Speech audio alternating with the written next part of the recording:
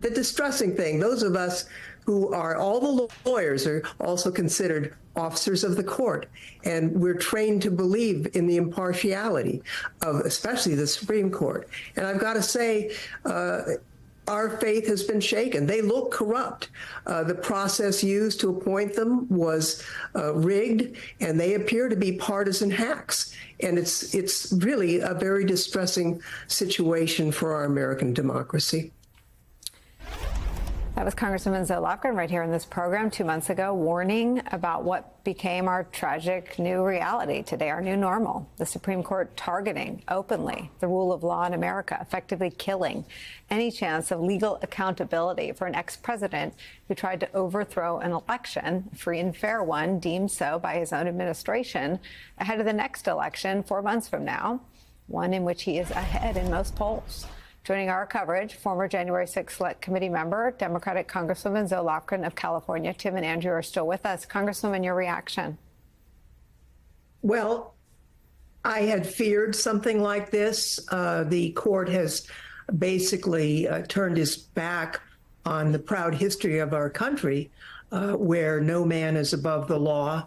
You know, we overthrew a king a few hundred years ago, and they have taken steps to allow absolute immunity for the president for what they declare as official acts, which is basically, from what they've said, probably anything he does, although they give lip service to unofficial acts.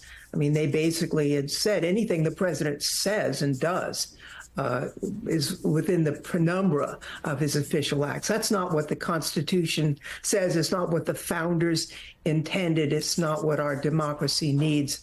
These guys are extremists, really. They're extremists with a political agenda, and it's very disturbing. I mean, here are the official acts that we know about because of news accounts. I mean, he sought to pardon border officials if they broke the law to get them to do what he wanted. He extorted Zelensky to get him to dig up dirt on the Bidens. He did nothing while his supporters sought to, quote, hang Mike Pence and beat law enforcement officials with flagpoles and other weapons. What do you imagine, having spent days and weeks and months investigating his first administration through the eyes and ears of his last administration officials, what do you envision for a second term should the polls as they are today hold up and he prevail? Well, he's been very open about what he intends to do, and that's retribution. He himself said last December he intends to terminate parts of the Constitution. He didn't say which parts, but apparently the court is going to give him wide range to terminate whatever he wants.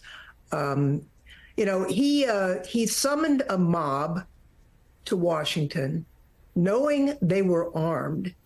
He sent them to the Capitol to try and prevent the peaceful transfer of power. If that's okay, we've got a problem in this country.